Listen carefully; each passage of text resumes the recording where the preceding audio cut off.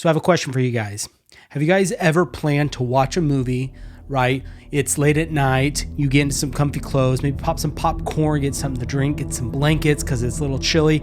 You put the movie on, it's a black screen that comes up and it says, based on a true story or inspired by true events. And every time you see that, it gives it a little extra creepiness factor to the movie.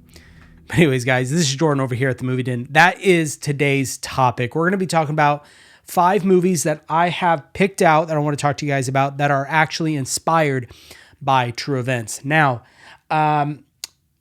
some of these are kind of obvious that they're inspired by true events, and I do still talk about those, but there's 2 in here that some of you may not know are actually inspired by true events or life experiences of the director and writer of each of these movies. But guys, if you haven't already, make sure to go down below, hit that like button, hit that subscribe button, and of course, hit that bell notification. All right, guys, let's go ahead and get started.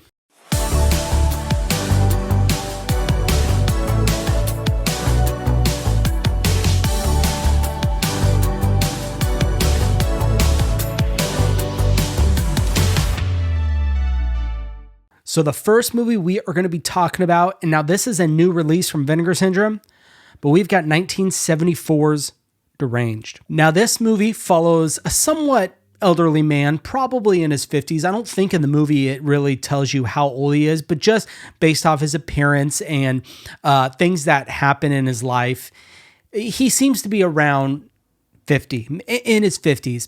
His name is Ezra Cobb. The movie opens up with him taking care of his elderly mother who is sick, and that becomes Ezra's life. Every day he makes her food, morning, day, and night. He tends to her every need. Well, unfortunately, one day, of course, she passes away. Now, unfortunately, his mother had a very cynical view on a lot of things and of the world, and told Ezra, basically, in a way, poisoned his mind to the way the world is.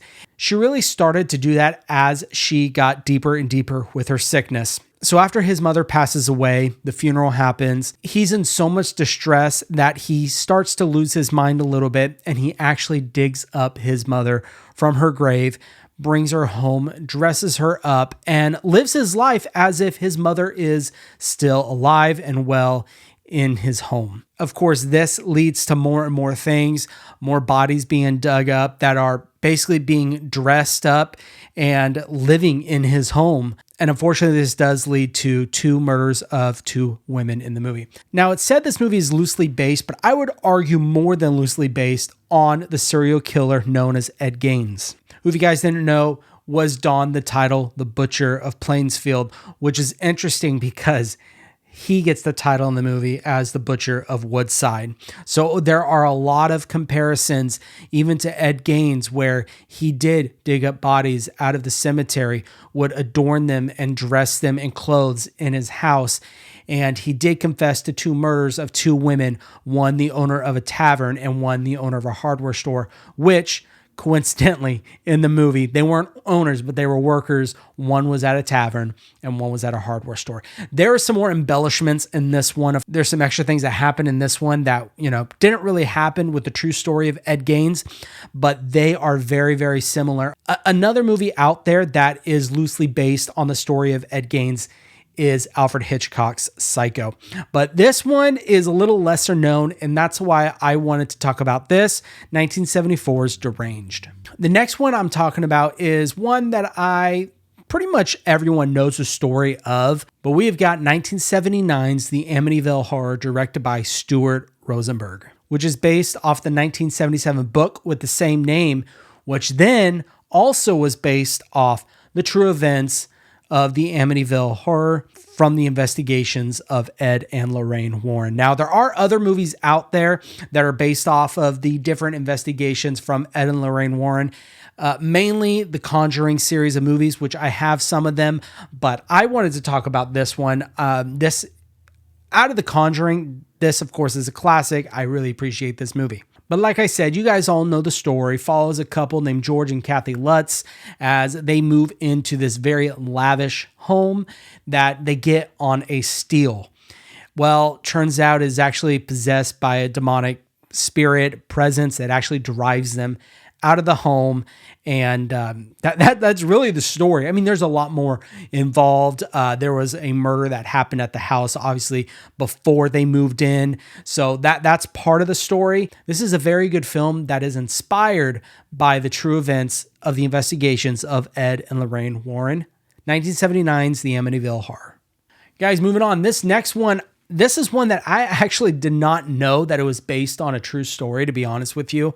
It's based off of a novel. I know that, but it's inspired. I wouldn't say it's based off of, it's inspired by a true story. But we have got 1973's William Friedkin directed The Exorcist. Of course, this is based off of the 1971 book by the same name, which he actually came back and directed Exorcist 3, which is the true sequel to The Exorcist. But like I said, the story of The Exorcist is partially based off the true events in 1949 of a young 13-year-old boy who showed signs of possession. And it was a months-long exorcism performed by a Jesuit priest who in that story gave the name of the boy as Ronald Doe.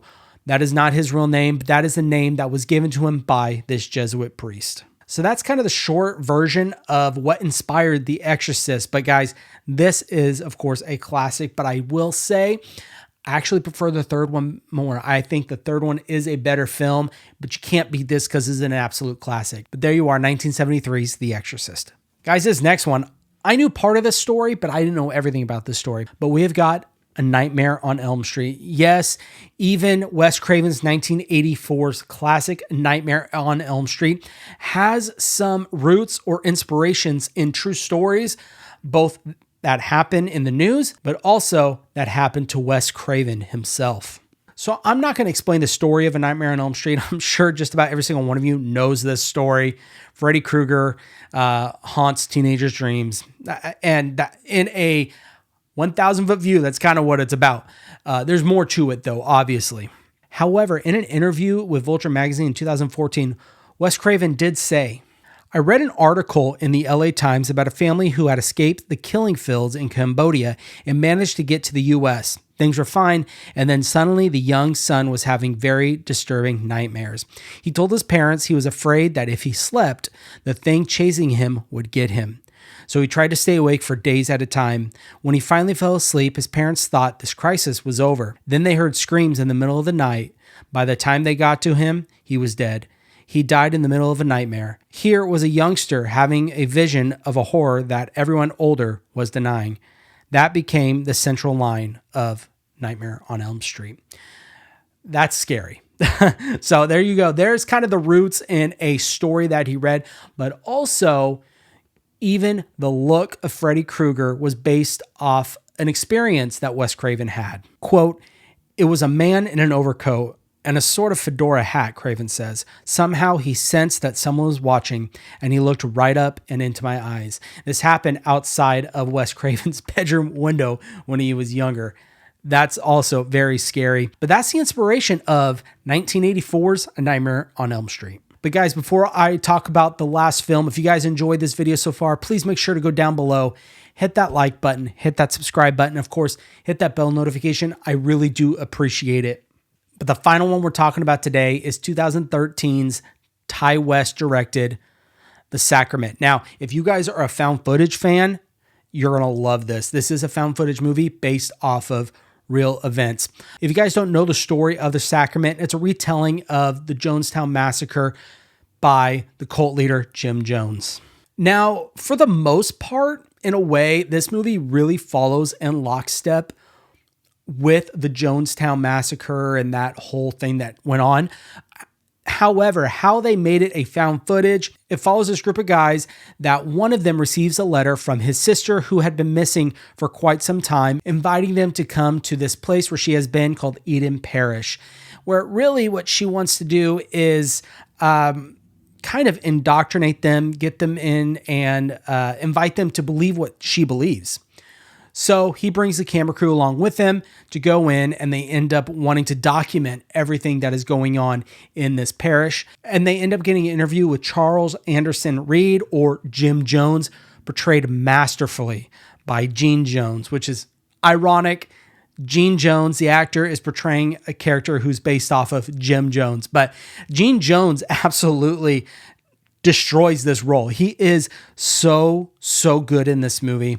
So if you guys haven't checked this 2013 film out, definitely do. You guys will absolutely love it. This is the second sight release of the film. And if you guys want to pick this up or any of these movies up, I'll make sure to link them down below for you to check out. If you do pick them up over at the Movie Room, which I highly recommend, make sure to use my coupon code MovieDen10. That'll get you 10% off your first order with the Movie Room. But guys, that is everything I've got for you today. Now, there are tons more movies out there. Like one I could think of right now is A Haunting in Connecticut. That was another film based off of true events. But I just want to stick with these 5, keep it smaller. If you guys really enjoy this, you want me to continue this and do more films based off of real life events, let me know down in the comments. I'd love to hear from you. And also let me know down below what your favorite films are that are inspired by true events. But anyways, guys, like I said, that is all I have for you today. You guys take care.